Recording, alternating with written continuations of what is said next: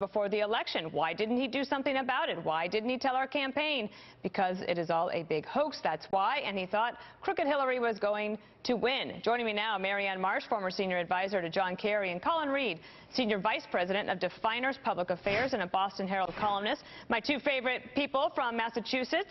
No offense to Michael Meehan, who is not here, and to defend himself. Let me ask you, Marianne, what you think about what President Trump is saying. I mean, I know that there are Democrats who are frustrated with President Obama and what he did or didn't do when he thought that there was concern about Russian meddling.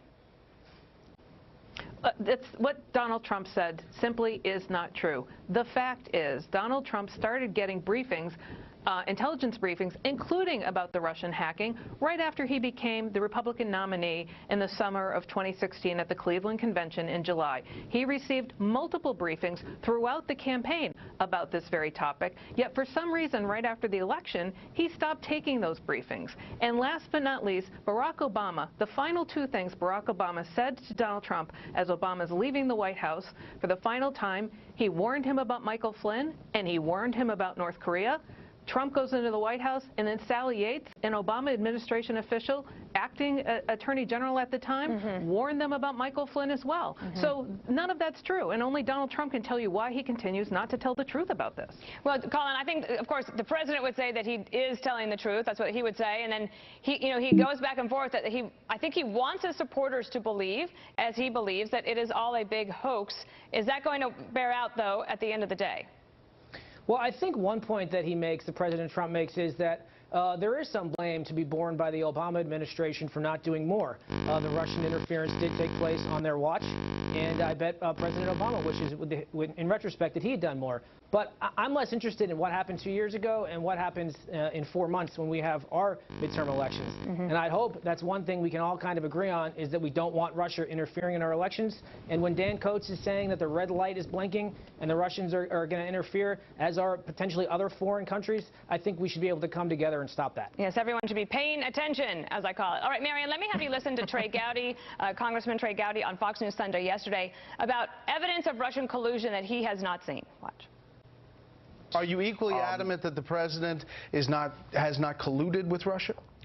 I have not seen one scintilla of evidence that this president colluded, conspired, confederated with Russia. And neither has anyone else, or you may rest assured Adam Schiff would have leaked it. So, Marianne, when a lot of people do say that, right, that we've seen no evidence of it, so therefore it must not be true. Your thoughts?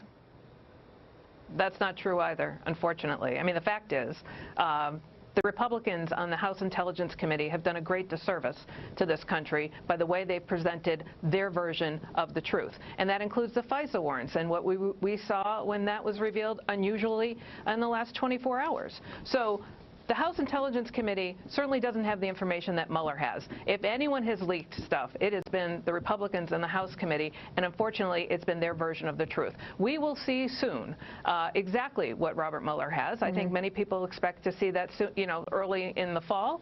I think that's probably right. And when the truth is laid bare, I think a lot of people are going to have an awful lot to answer for, including Devin Nunes in particular, and Trey Gowdy to a point as well. Well, we will of course see as it all comes up. But meanwhile, we have to wait. And we have to do with other stuff, and that includes the Supreme Court nomination of Brett Kavanaugh.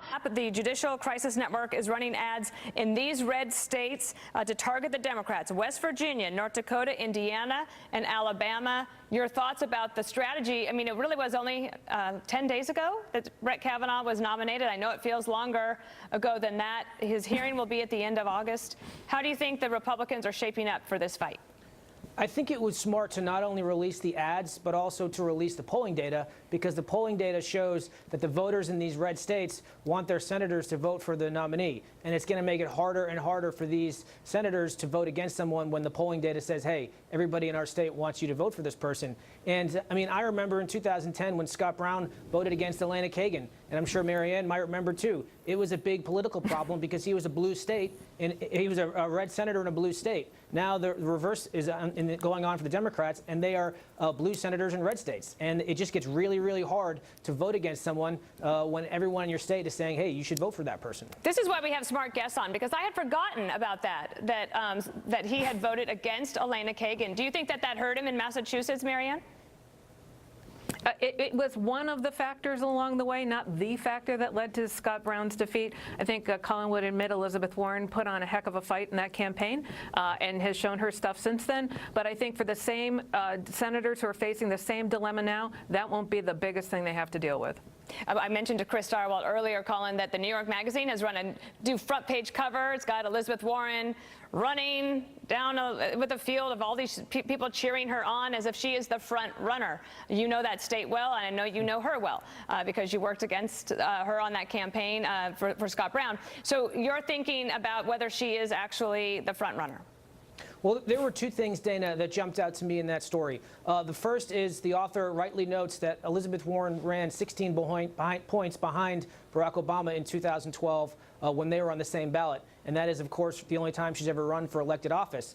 And the second and more important point is timing is everything in politics. And Elizabeth Warren should have run in 2016 when she had that left lane to herself. And when she runs again in 2020, if she decides to run again, she's going to have to share that left lane with a number of other competitors like Kamala Harris and like Kristen Gillibrand, and it's going to be a much more crowded space this time. Marianne, I've only got about 30 seconds left.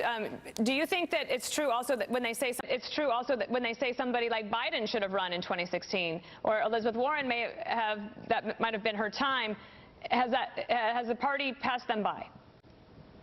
No, not at all. I think Warren is a better candidate now than she was then, and no one's done more to prepare for 2020 than Elizabeth Warren. No one's raised more money.